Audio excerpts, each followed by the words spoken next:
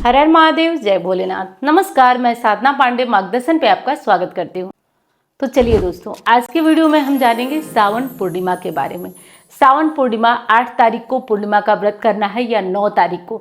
सावन पूर्णिमा इतना विशेष होता है, इतना पावन होता है कि जो लोग कभी अपने घर में अनुष्ठान, पूजा पाठ इत्यादि नहीं कराते हैं, वो भी सावन मास में स्पेशली सावन पूर्णिमा के दिन कराते हैं।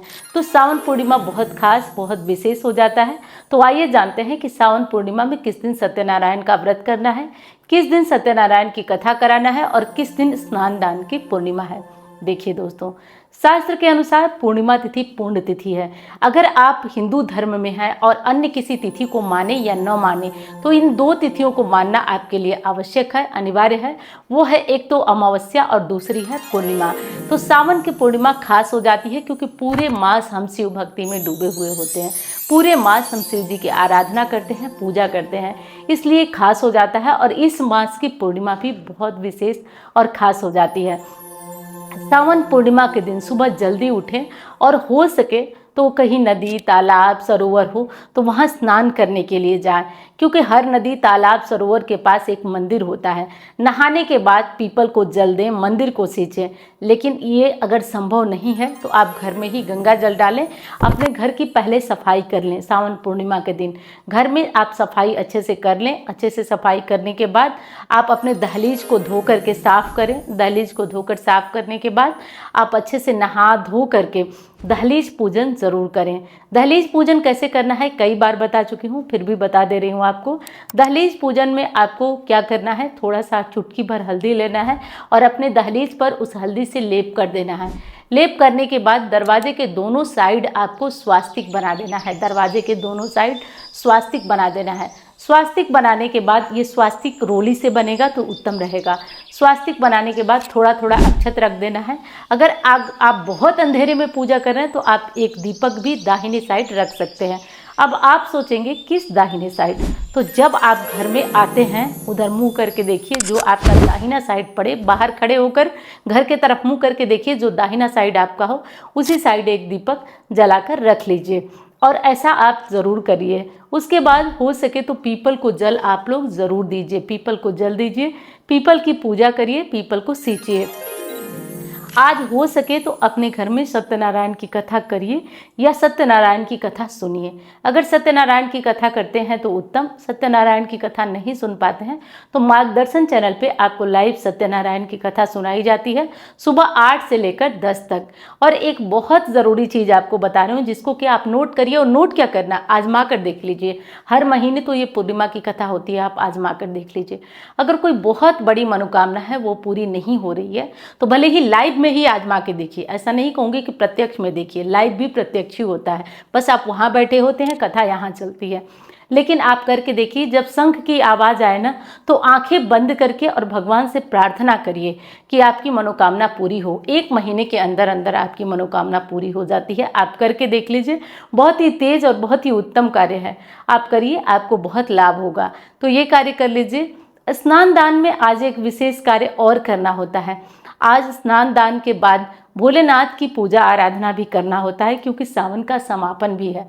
तो भोलेनाथ की हम विशेष पूजा आराधना करेंगे। दूध, बेलपत्र, गंगाजल जो भी मिल जाए उससे पूजा स्थापना करेंगे। और आज जो लोग सावन मास में पूरे सावन मास शिवलिंग बनाकर पूजन कर रहे थे, उनका भी आज समापन का दिन है। तो मैं वीडियो में बताई हूँ, फिर भी बता रही हूँ कि 1 लोटा जल और दूर्वा के कुछ पत्ते ले लीजिए और इसे शिवलिंग पे चढ़ा करके आइए। इससे आपका सावन का समापन हो जाएगा और जो आप शिवलिंग बनाकर पूरे महीने पूजा किए हैं, उस शिवलिंग बनाने का पुण्य फल आपको प्राप्त हो जाएगा। तो ये कार्य करना आप बिल्कुल भी मत भूलिएगा। और लंबी वीडियो में जा चुकी है ये बात, तो आप उसे देख करके और ज़रूर से सुनिएगा।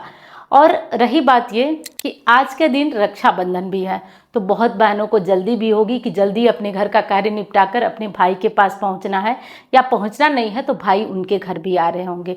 तो रक्षाबंधन का मुहूर्त भी लगे हाथ नोट कर लीजिए। देखिए दोस्तों, रक्षाबंधन का मुहूर्त इस बार भद्रा जो है वो ख़त्म हो जा रही है। सुबह सुबह ही 9 तारीख को, और रक्षाबंधन पूरे दिन मनाया जाएगा।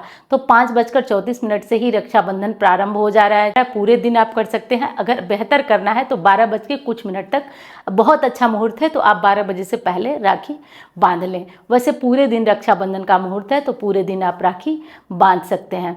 अब उनकी बात कर लेती हूँ जो व्रत केवल करते हैं, व्रत की पूर्णिमा करते हैं। वो व्रत किस दिन रखेंगे, 8 तारीख को या 9 तारीख को? तो आइए जानते हैं। देखिए, जो पूर्णिमा का व्रत करेंगे उन्हें पूर्णिमा का व्रत 8 अगस्त को ही करना होगा, क्योंकि 9 तारीख को पूर्णिमा जो है वो रात को नहीं रह रही है। और जो लोग व्रत करते हैं रात्रिकालीन उनकी पूर्णिमा तिथि होना ज़रूरी है, क्योंकि पूर्णिमा में चंद्रमा को अर्घ्य दिए बिना व्रत पूर्ण नहीं माना जाता है। तो रात्रिकालीन जो अर्घ्य होता है वो चंद्रमा को देख कर दिया जाता है, और ऐसा संयोग 8 अगस्त को मिल रहा है। तो 8 अगस्त को ही पूर्णिमा तिथि है, 8 अगस्त को ही आप अपना व्रत कर लीजिएगा। और 8 अगस्त को आपकी व्रत की पूर्णिमा होगी, और 9 अगस्त को स्नान दान की पूर्णिमा और रक्षाबंधन भी मनाया जाएगा। तो ये कार्य आप ध्यान रखिए। देखिए, आज स्नान दान की पूर्णिमा है, और तो आज भी आपको एक चीज़ का ध्यान रखना होगा कि बाल मत धोइएगा।